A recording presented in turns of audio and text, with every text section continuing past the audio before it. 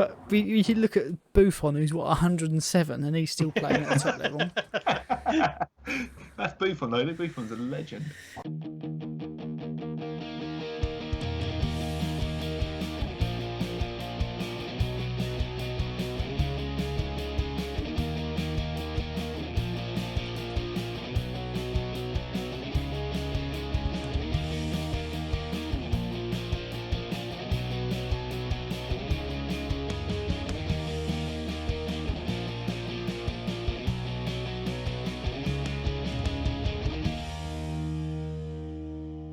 To FDT-TV, where we talk about things Arsenal, West Ham and Liverpool. With myself, Michael.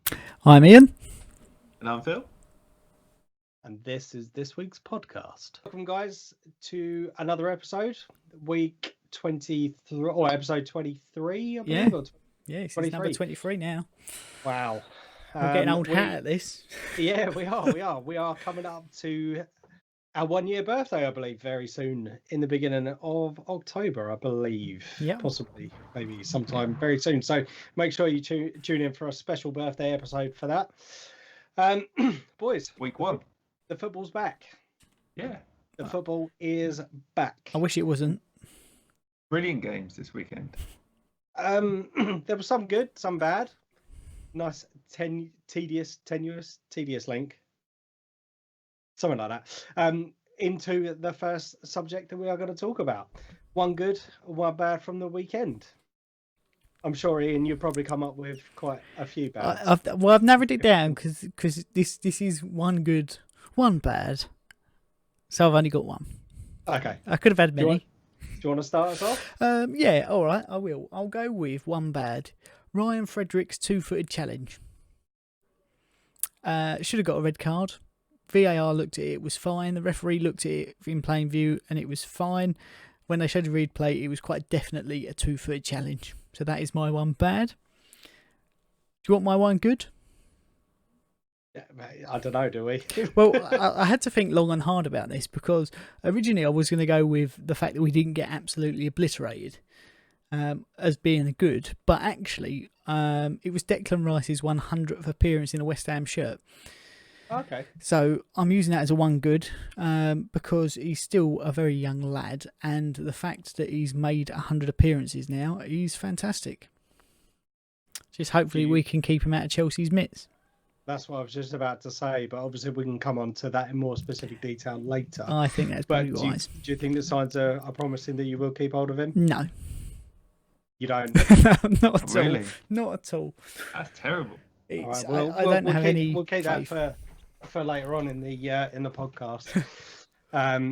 Phil, your boys, Liverpool. Yes. One bad. Virgil van Dijk's defending.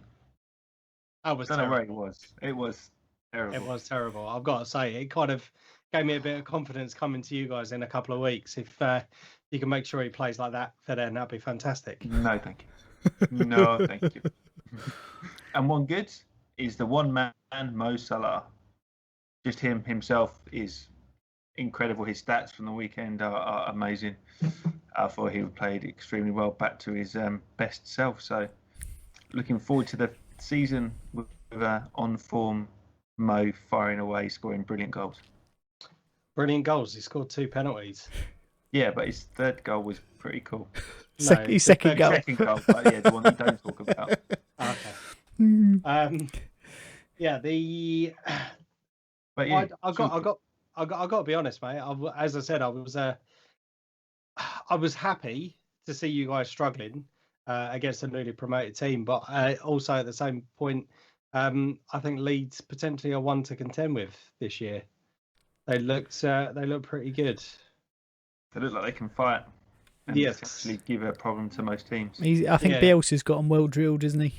Yes, the thing that They I defended struggle with. so well. I'm sorry, Mike, but they were throwing their bodies in front of the ball at every potential moment. And that's one thing I really picked up from how they played, is just every player seemed just to put everything in it. Mm-hmm. For a game that's where there's 7 goals conceded, I don't think you could say that they defended well between the two teams. I know what you mean. No, I know what you mean. No. It's that high intensity pressing though, isn't it? that you very rarely see from a championship team, which I think is why they dominated, because before Bielsa took over, they were sort of lingering sort of bottom half, weren't they? And then he's come in and changed some of those players who Leeds fans, I'm sure, will agree, some of them they wanted moved on. But now they've come good and with a good coach, you know? And I think it's fair to say that Leeds could have had, whilst Liverpool probably could have had about 5 or 6, I think Leeds could have definitely had a few as well. As Phil pointed out, the defender was a little bit shocking. But yes, so we'll move on to what's your one boys. good? Yeah, what's your one good, one bad? One good. In fact, I'll start with a bad. It was something we'd spoken about briefly before the start of the game, and it was the incident between Dani Ceballos and Eddie Nketiah. So we see the teams warming up, and then all of a sudden you've seen those two having a bit of a scuffle, which looked like a bit of a heated scuffle. I was a little bit disappointed by that, as I mentioned to you guys, and I don't think there's any need for it. But at the same time, it does show a bit of passion between the players and that they want to be on the pitch. The one good, to be honest, it was very, very hard for me to say one good, so I'm just going to go the whole game. For us, I thought William was outstanding, Gabriel was outstanding, Aubameyang with an absolute beauty of a goal. I if I had to pick one, I would say William's debut for us, because I thought it was absolutely amazing. His passing, his assists just seemed to gel within the team really, really well. Do you draw comparisons to that with Mkhitaryan, who also got 3 assists on his debut? And then did absolutely nothing and got let go on a free. Yeah, it's yet to be seen. Obviously, I know it's early days, but the next game will prove. We've got West Ham, so it ain't exactly a task, is it? That was, I think, the biggest test is going to be to see how we get on against you boys, Phil, next week or the week after next, because we've got West Ham next. And there's part of me that's a little bit torn, because I don't know if he's going to start with Nicolas Pepe or with Willian in that particular game, or whether it's going to be both. And seeing how we shape up on that one, I can't predict it at the moment. So if I was to predict, I think he'd start with Willian, and do what he did against Fulham at the weekend, and then bring Pepe on when everyone's knackered. Yeah. Oh, that burst of pace. Yeah.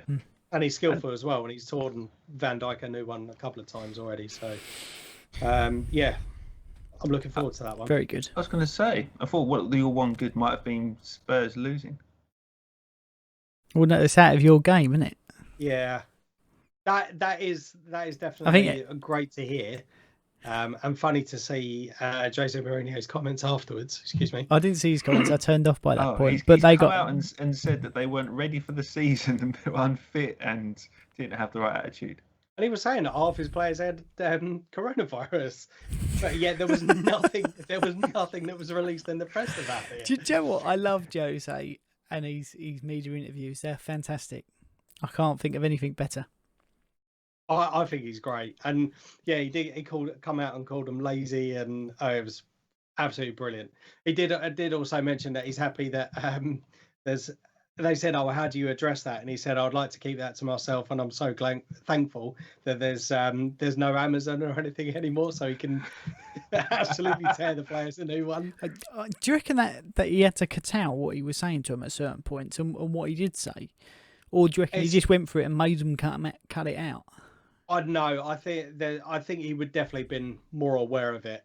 There's a lot of memes and stuff going around about that whole documentary, and I've got to be honest, there is part of me that really wants to watch that, because I think it's good to get an insight into other football teams. So we started watching the Manchester City one, again, really interesting, but I would like to see the Tottenham one, not from a comedy point of view, but I just think it would be really interesting to watch. Well, he's undoubtedly one of the world's best managers, isn't it? So how do you go into a failing club and turn that around? I think they're in for a trophy this year. I Really? don't. They've I only don't ever see how they won. can move forward. Tottenham have only ever won trophies in years ending in 1, and they've got a serial winner. Even if it's a League Cup, I can see them pulling out a win. Well, I'll tell you what, if they started off as badly as they did, I mean, I think I'm doing Everton a disservice there because I thought Everton were really good and they look sharp. Yeah. So I'm not sure if it was that Spurs just haven't moved on from last season. I'll tell you what, actually, I thought, is it Matt Doherty or Doherty? Yeah. Coming from Wolves, I think. I thought he was really good yesterday, and I thought he was going to get a goal, but he didn't. Yeah, I think defensively though he was getting found out a bit because at Wolves He was too far forward. Well, at Wolves he was given free rein to go forward because he had Will Bolly behind him, didn't he? Where at Tottenham he hasn't. Yeah. So I think Mourinho will have him well drilled because he's a good player, but it just might take a little while. Hang on, we're back. We lost Phil. Technical difficulties. But yeah, that's beside. Yeah. Whatever. Cool. Lost track a bit there. No, yeah, well, a bit of a digression, but so we'll come back. You briefly touched on it there when you were talking about your one good, one baddie, and the VAR controversy. Yes, we put this in last week because I knew there was going to be some. And what I will say is Andy Carroll's first tackle, or his first aerial duel with Thomas Soucek, come in, wallop, elbow straight in the head, and it was like, whoa, hang on a minute. I mean, you love to see it because it's just shithousery, isn't it? But at the end of the day, VAR looked at it and went, that's perfectly fine. He did it twice in the game, and that was rubbish. West Ham had 2 shouts for a penalty, one which was a handball. There were shouts for handball, and it was blasted at someone. I would have thought it would have been unfair if we'd got it, but I've seen them given, and I've seen them given by VAR. And the other one was a clear penalty, and nothing. They looked at it and went, nah, it was contact, but whatever. The one thing it did do well was it made the referee change who he was booking because he kept booking the wrong players. Yeah. How do you do that? Because Stuart Atwell is the worst referee I've ever seen in my life. I'm not being funny. It was a couple of seasons ago.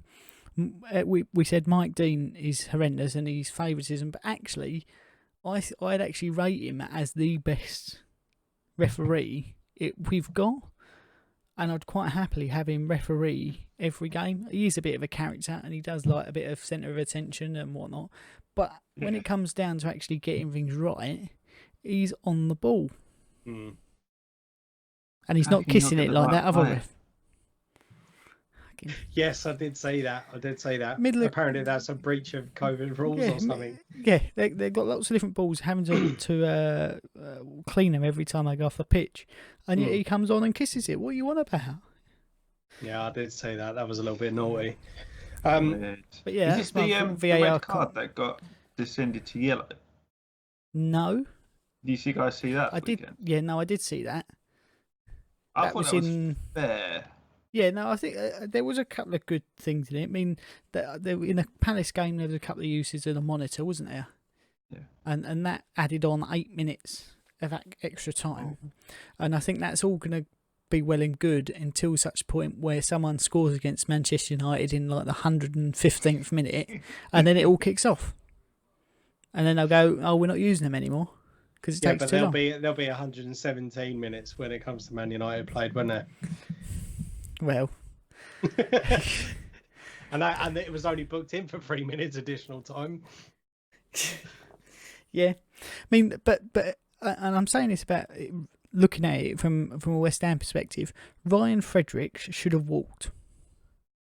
He put in a horrendous challenge. I was telling my other half about him beforehand. I said the only reason he's a professional footballer is because he's got lightning quick pace. If he didn't have that, he wouldn't have the quality to be a footballer. And I stick by that. And that was shown that he kept getting caught out and his speed dug him out a few times, but then he put in that challenge and I think he should have walked. It was 2-footed lunge. But VAR looked at it and went, no, that's fine. So I've got no idea. Whoever was in the VAR room should also be sacked. That's all I've got to say about that. Was it 2-footed studs up or studs down? Because I've seen that studs if you've got your studs down, they tend to say that's fine. No, you can do that as long as you can in control. Studs up. I don't know how you can be in control with a 2-foot challenge full stop. Yeah, no, I don't think you can. You're out of control. In my personal opinion, if both feet are off the floor, you've lost control of yourself. As far as my game, or the Arsenal game, my game, this ain't FIFA. You'd have lost that if it was. Yeah. To be honest, I think we were a bit shaky to start off with, but there wasn't really much in the way of needing to check stuff for offside or any cynical fouls or anything like that. I think it was just a really good game of football. I can't really comment. There wasn't any controversy for us. So yeah. Then we had one moment with VAR, and that's Van Dijk's goal being scrubbed off. I can't really understand why, because he didn't do anything wrong. He just spun around. Curtis Jones grabbed the geezer and chucked him to the floor. Did he? Yeah. That's what they showed, and you see it quite clearly. He grabbed the geezer, so Van Dijk had no one marking him. We had 3 people there, and Curtis Jones grabbed one. Yeah, but it doesn't matter. You can't grab people and chuck them to the floor. It doesn't matter if it's 1 or 12. Bit of 50-50. I think you were lucky to get 2 penalties. I don't think so. I think the penalties were both valid. Well, that one where the geezer, the second one I would say was valid. His arms out here somewhere. That's not natural, is it? No. If you look, this is the thing that I found out with the new rule is that apparently if it's anything below the sleeve, is deemed as a penalty now. Well, that's not true though, because West Ham's one, the bloke in the wrist, below the armpit. He hit the bloke in the wrist and got nothing. Well, it's supposed to be where the armpit ends, is what they're saying. So nowadays players are having their sleeves all up here anyway. But when I saw that in real time, I thought he's just blasted that, and I thought it was quite unfortunate to end up with a penalty on that. But you do see it in real time; his arms kind of just hanging there. But I'm just worried that this is the way it's going to go now. Is that if you are within point blank range or whatever in the penalty box, you're just going to lump it at people's arms. I think it's got to be. That won't happen. They do in the rules. They take it if you're that far close. But did he? And your arms are. If your arms are going to be out and someone give the chance, then it's going to be given. But if you've got your arms by your side. But did he intentionally handball it? I don't think he did. I don't think he intentionally. I think it was out for balance. That's what I think, which is why I think. I was a bit 50-50 on it. I can understand that one. Me personally, I thought the more dubious penalty was the second one, and I thought, really? Was it Fabinho? Fabinho. I thought he left his legs hanging. I think it was, but he could see the challenge coming. The other guy left his leg in there. It was just quite a silly challenge to make. It was sloppy. It was sloppy defending. I think he was looking for it. Mm. Oh yes, but that's the difference between at the top level. If I'm not going to get a goal, I'm take it. Yeah. Was it Liverpool, wasn't it? That was it. Yeah, Liverpool. Oh really? We didn't get that many decisions. You got 3 already this season. Oh blimey! Can we move on from VAR? I hate it. Yes. It's going to kill the game. So next up, we've got the score updates and our predictions from last week. So we had 3 fixtures last week: Fulham, Arsenal, Liverpool, Leeds, and West Ham, Newcastle. The points from last week: Ian, you got 1. Phil, you got 3, and I got 3. I think I was robbed. I think Leeds should have won that game. It was close. It was literally, what was it, the 87th minute? Liverpool got the penalty. I think they scored the last one. It was down, close. But I'm not surprised. We were pounding them towards the end, and they were very resilient. It don't matter. You got the 3 points. Mm-hmm. Yeah, that's what matters. It was an interesting game, good game to watch. So. Right, so we'll move on to this week's fixtures. We've got 2 fixtures this week. We've got Arsenal versus West Ham and Chelsea versus Liverpool. Chelsea are playing in a minute, aren't they? Yeah, Chelsea start in about 5 minutes. So we'll start off with you, Ian. Your predictions. So Arsenal at home to you, boys. What are you going for? I didn't see anything that instills me with any confidence in that West Ham team. I hope it was a one game wonder where they're putting 2 fingers up to the board, but somehow I don't think it's going to be. And with the speed and the quality you've now got and defensive solidarity by the looks of it, I'm going to go another big scoreline. I'm going 5-0. I was going to go 5-1, but 5-0 to Arsenal. Okay. I'll go next. I do think it was a one-off for you guys, but I still think that we will come out and we will win. We're playing at home, first time for this season. We've got a lot of confidence coming off the back of last season, coming into this season. I'm going to completely ignore the pre-season friendlies. I think you guys will score, but I think it will be 3-1. Fair. Phil? I'm close to what Mike's thinking. I don't think West Ham will improve very much. I really don't. So I think Arsenal, you've got a good attack force and you'll get goals. So for me, I'm going for a home win of 3-0. 3-0. Okay. So moving on to Chelsea versus Liverpool. Phil, this is your fixture. Off you go.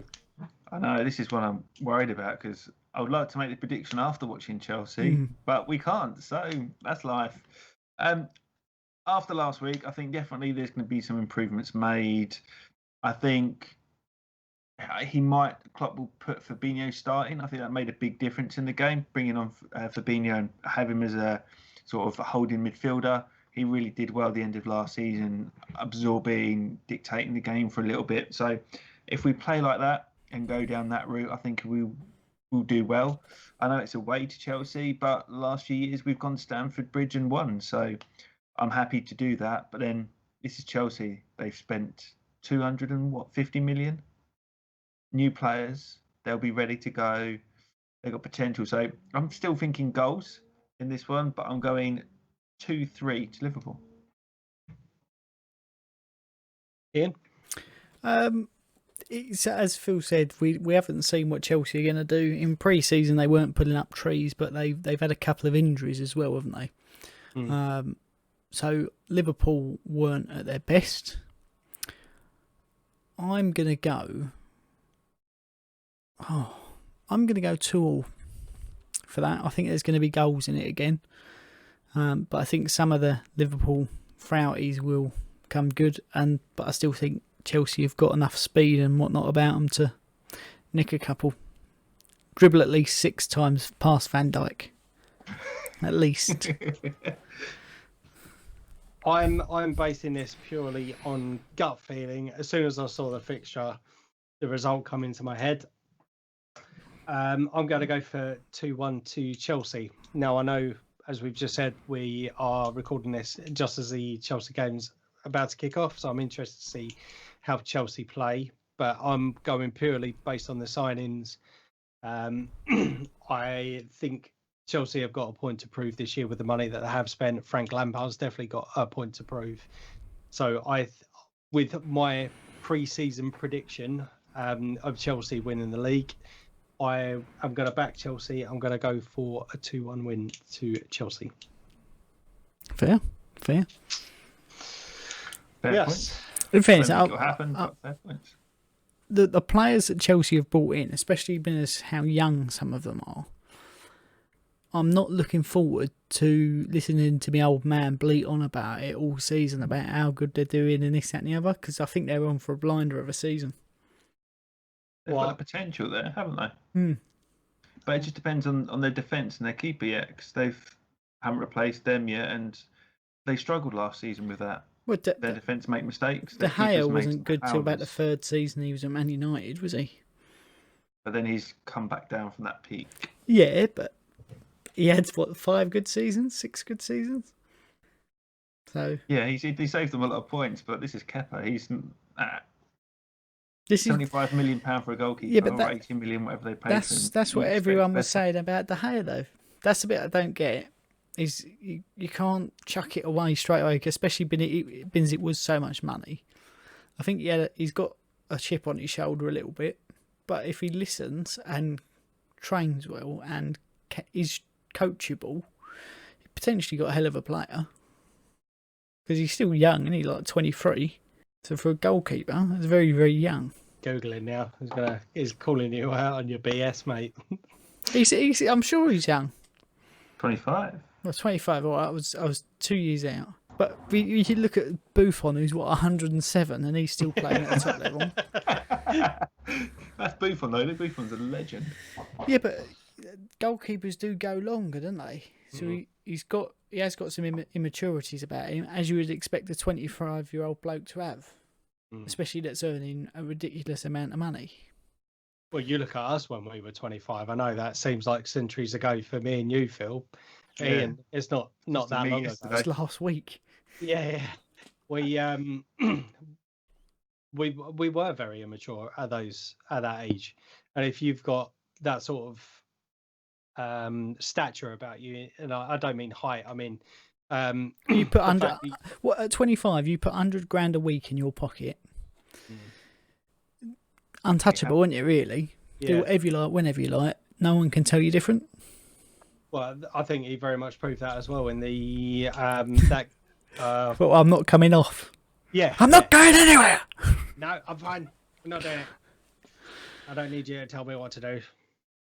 Yeah, he does need to mature a bit, but that obviously does remain to be seen, and we'll see over the course of the season what their choices are. So, right, our good friend Mr. Philip Banham decided to run a poll on Twitter this afternoon. If you haven't seen yet, obviously we've got our Twitter handles underneath each of our screens. You'll be able to see where you can find us at.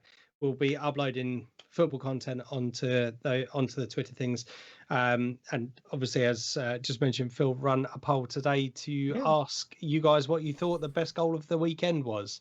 Or to vote on what I thought was the 3 best goals. Okay, a slightly different angle to it, because Phil, he selected 3 goals from the weekends that were bangers, and let you decide which one you thought was the best. So we had quite a few votes. What was the options, Phil? We had Mo Salah and his second goal, where he just volleyed it in the top corner in like a tiny space. Proper top bins. Yeah, proper top bins that no one could catch it. He had, is it Click? Mo Salah penalty. No. And the other Mo Salah penalty. He was, I think this was all about his first touch, where he literally just lifted it up and then just swiftly volleyed it straight into the net, which is pretty awesome to see. There was then Aubameyang and his nice little curler. He's trying to imitate Declan Rice from last season. We've actually seen that particular goal from Aubameyang quite a few times recently, especially the one most recently when we won the Community Shield. Yeah, coming in from the right and curling it in from the left. Can I just? Oh yeah. Before we get on to the results of that quick, there was one player who had a first touch which I thought was unbelievable techers. Okay. And in my opinion, it's one of the best first touches I've seen in a very long time. And that was it was Van Dijk's. That first touch to knock it into the oncoming attacker To Unbelievable. Bamford. Yeah, I mean, what a touch. Never saw Ferdinand do that, or Vidic, John Terry, Ramos. I'm I've sure never they've seen done him it. do that. I've never seen it. He's just breaking down barriers people didn't think were possible. What did you see when Trent Alexander-Arnold done his header and literally put it in the back of his net rather than taking it to the side? Yeah, that was. It was offside. Yeah. I did say that was a good He went goal to as well. go sideways, but he went back of the net. And again, just before we go on to the results from this, I do actually want to give an honourable mention because I thought this was an absolute bullet of a header. Calvert-Lewin, Yes. his header against Spurs. Yep.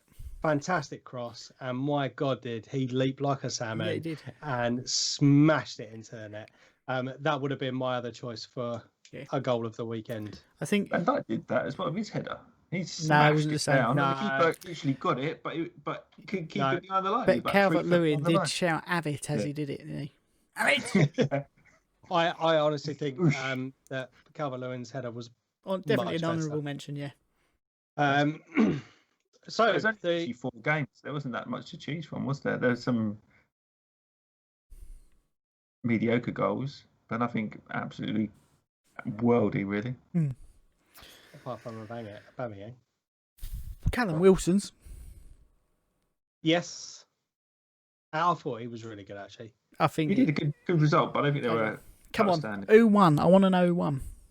Drum roll, please. Pierre-Emerick Aubameyang. What was 64% of the votes. 64%? Yep. Yeah, And 28% was Click and 8% my.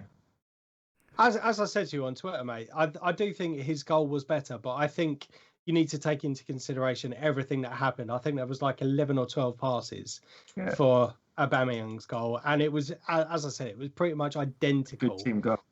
to the goal that he scored against Liverpool in the Community Shield. A crossfield pass, Aubameyang into space and curled it top bin. So I think you'll he see was about all 6 of them next week. Here's hoping, eh? Here's hoping. Well, in fact, no, I hope it's only 3 of those because obviously my prediction. I think we could have a cricket score. Hopefully. Right. Come on in. What else have we got going on? We are still within the transfer window period. Mm-hmm. I don't believe there's been much movement between each of our teams. Are you guys aware of any rumours, any confirmations? I've got 2 rumours for you. Okay. One, Trevor Sinclair has been bashing the board, as he should, saying that they need to put up or sell up. And then he said, okay, we can't get Tarkowski for 50 million, but Upamecano has got the asking price that we're offering for Tarkowski, so why not go for him? Which I think is a valid point. And also, Real Madrid have said Gareth Bale can leave for 16.5 million quid. And apparently, we've thrown our name in the hat. Wow, that'll make a difference. I don't think it would do because I don't think we can pay him £600,000 a week. I'm sure he'll come down a slight tad on that. He does fit the West Ham way, coming to the end of his career, injury stricken, higher wages. So in that sense, bring him on. You'll be And aren't you trying to cancel out Wilshere's contract at the moment? Yeah, they're trying to get him to leave for free. Mixed feelings about that. I feel sorry for the geezer because I do like him as a player. When he's fit, he's unbelievable. But he's just been... Body's just terrible, isn't it? It lets him down. Yeah, and I think in fairness, he's been touted with a move to Inter Miami. And I think maybe the heat would do him good. Yep. Loosens up the joints a bit. Nice place to play. Obviously not as physical as the Premier League, but you at that point you're going, right, this is the twilight of my career. So other than that, I think it's dropping down to the Championship. Yeah, there's definitely been a lot of that that's been discussed. The only thing I would say actually is that heat does fracture glass. So I'm the same. I've got glass ankles as well, mate. I know it's I feel his pain. Yeah, to be honest, I think a move to the MLS would definitely be a good shout for him. But again, it's trying to find someone that were willing to take a risk on him because of his injury record. It's definitely going to hamper him. And I retract my previous statement. I absolutely love Jack Wilshere, and it is a shame because I definitely think he was one of the brightest prospects I'd seen, one of the best English prospects I'd seen until he started getting all of his injury problems. So, Jack, if you ever do watch this, I doubt you will, but I do love you. Phil, any? You actually, I was going to ask you, Mike, about Martinez. I've been hearing that he's going to potentially go. Yes. And we had this massive debate Aston of Villa. he's an absolutely stonking goalkeeper, and yet he could disappear. It was something that we discussed about previously, that he wants more first team football. I get where he's coming from. He wants to be playing week in, week out. He wants to be the Argentinian number one. I think it's an absolute damn shame that we are losing him. I personally would have given him a run in the team. Leno's just come back from injury, and I know we brought him in to be our number one behind Petr Cech. But for me, Martinez didn't do anything wrong. I would have at least given him a run out in the team until he'd done something wrong. I think he was a better shot stopper than Leno. Even the first 10 minutes of the Fulham game, you did see there was a bit of a mix-up, granted, between Gabriel and Leno, and we could have conceded a goal. But Leno, there's something about him. I really do like him as a goalkeeper, but I definitely think that Martinez should have been given a run in the team. But as well as that, we need money. He's definitely raised his stock from where he was. You wouldn't have got 20 million for him. No. Not in January. But yeah, I'll be gutted to see him leave. But apparently the contract has been agreed. Personal terms have been agreed. He's had his medical, I believe. So yeah, it's just going to be. I'm assuming it's more of a case of when than if, and I do think it'll be over the next couple of days. We're still waiting for the Aubameyang confirmation. Mikel Arteta come out on the weekend and said that he's still very confident that the deal's going to be going through, and we should know in the next few days. Mm-hmm. There was a lot of people that thought it was going to be today, being the 14th of September, 14 minutes past 2, so it'd be 14, that we would get an update on his contract, but still nothing. Hopefully over the next couple of days. Again, I don't think we've got anything to be worried about, but it's just a little bit of an anxiety thing that you need. You want your best players to commit to Arsenal, and there was one rumor I saw today that it's because we didn't have a pen. Now, I'm not being funny. I know we've been in lockdown and whatnot, but Arsenal fans need to get out more. 14. Get out. Go for a walk or something. I tell you what, Matt, that would have been one of the best marketing bits. Oh, he signed under 14. Is he number 14? Yes. What, really? 14. Yeah. And he wears size 14 shoes. And he's got 14 different haircuts. And he's already scored 14 goals. So... Yeah, I think personally, I think it would have been a great bit of marketing as well. I'm gonna be one of those geeks that you just slagged off. So, I think it would have been great. Arsenal fan. Yeah. 14th day of the 14th month in the 14th year. Don't pull geeks into this. They're pretty cool. They can sort stuff out. Arsenal fans are the problem. I'm a geek through and through. You're preaching to the converted, mate. I'm geek personified. The other transfer news for Arsenal is that apparently there are very strong links, and an official bid has been put in for that Hasimoa from Leon. Yeah. And I think from what I've seen, it could be a deal that gets done over the next couple of weeks. Lucas Torreira is potentially out for 23 million euros, I think. So that's another one off the books. Good investment to reinvest. Good money to reinvest. Leon Leon seemed to be emptying. Now they're not in Europe this year. So you think Bertrand Traore seemingly looking like he's going to Villa as well. Memphis Depay looks like he's off to Barcelona. To yourselves. Moussa Dembele's always been linked with Premier League moves. So isn't it Fecker as well? Fecker? Naby, is he still at Lyon? Naby? No, he's at Werder Bremen, I want to say. He went a couple of seasons ago, yeah.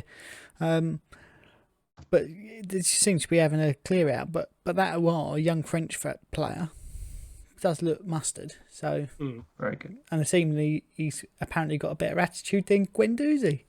Yes, who's another player we're off trying to get off the books as well. But I think we're just struggling to find someone that's going to pay what we value him at.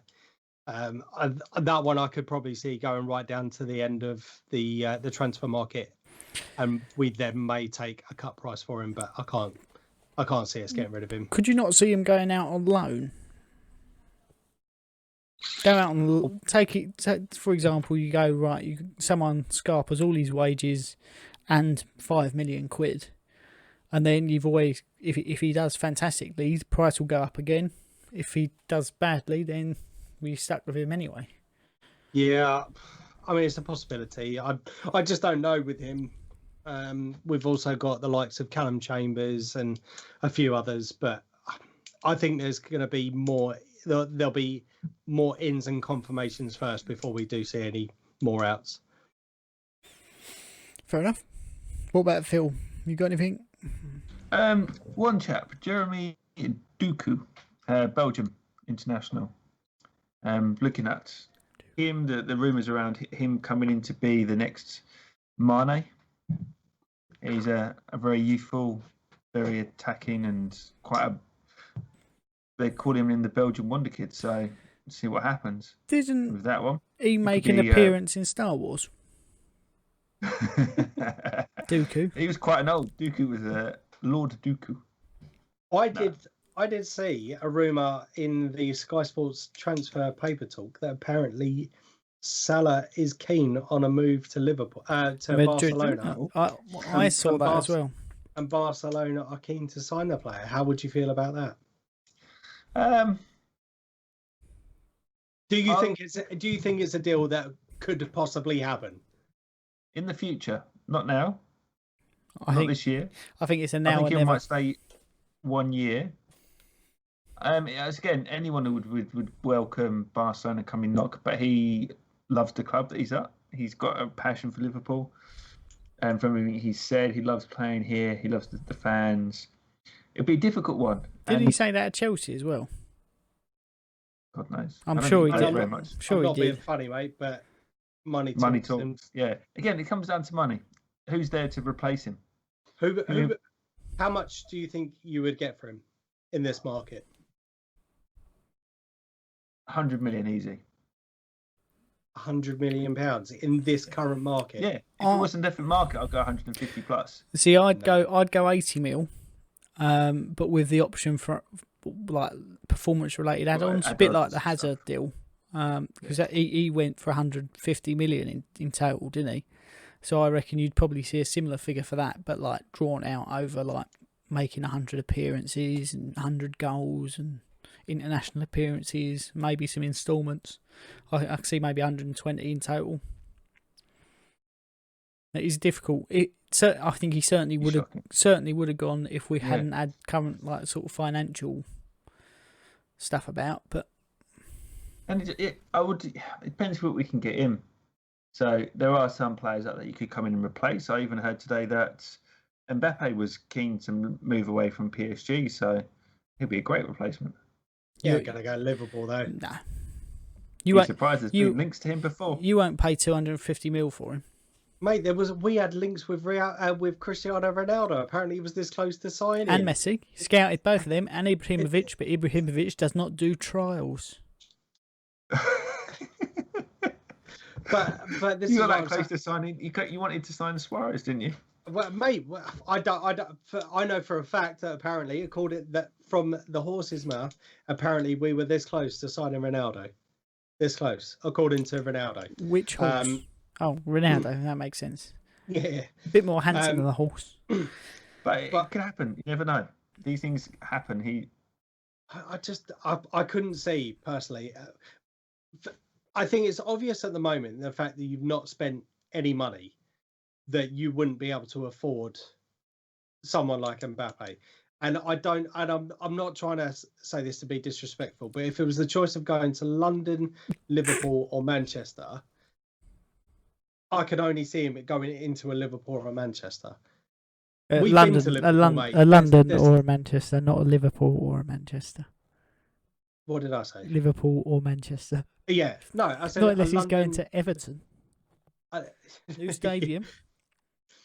I personally, I could only see him going to either a London club or a Manchester club. He'll end up at Manchester. Yeah, one of them two Manchesters or Chelsea. They're the only ones who pay their wages in England. That is, but yeah. Barcelona or Real Madrid, I can see coming in for him. And generally that's where they go, isn't they? From PSG. Yeah. Yeah, they tend to go to Spain. But I say, if we get the good money for him, and he does say yes, I want to go, then you'd have to reinvest that into someone else who can place those goals. You cannot do anything else, otherwise it will just be a downward trajectory, and you can't have that. It's a case of, do you try and splash out, get Sancho, or do you go all out for one of those massive signings? Well, we know Sancho's not going to go because Borussia Dortmund have already come out and said it. Yeah, I know, exactly. But again, it'd be an interesting one to see until the end of the market.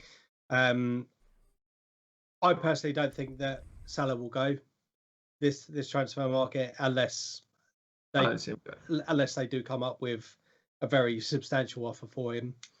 But I would be very surprised to get your opinion if that deal went through, and how you were banging on about the youth last week, and you didn't reinvest the money, to see how you would feel. I think that'd be very interesting. But can we have an honourable mention? Yes. Just quick for Mike Ashley.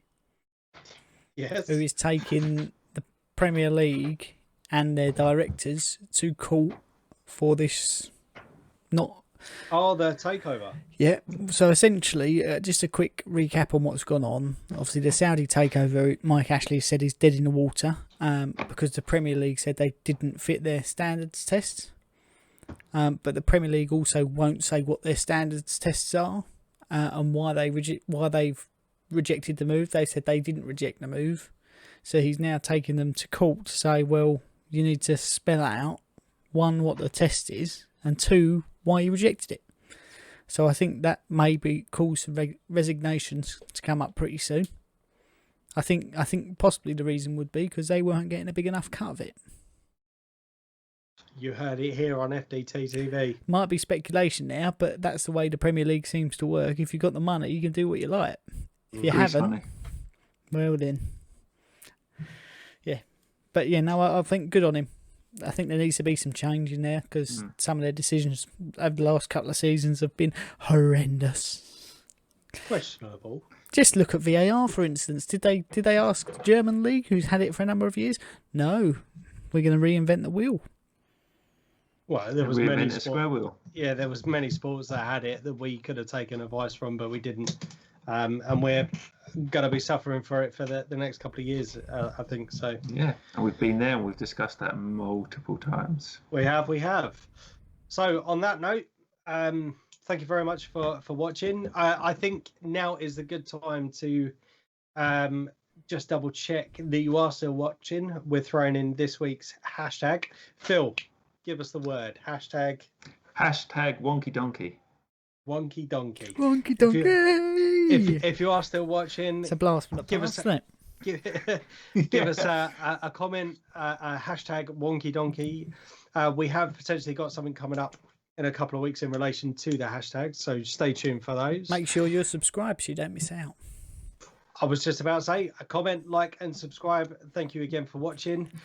You can also now check us out, chaps, on anchor.fm/FDT-TV, which is also available on Spotify. Yep. So we are now an audio only as well as the YouTube. Yeah, if the sight of us repulses you, like it does most people, then go and listen to our even more horrible voices. But yes, thank you very much for watching. Thank you, everyone. Stay tuned. Until next week, I've been Mike. I've been Ian.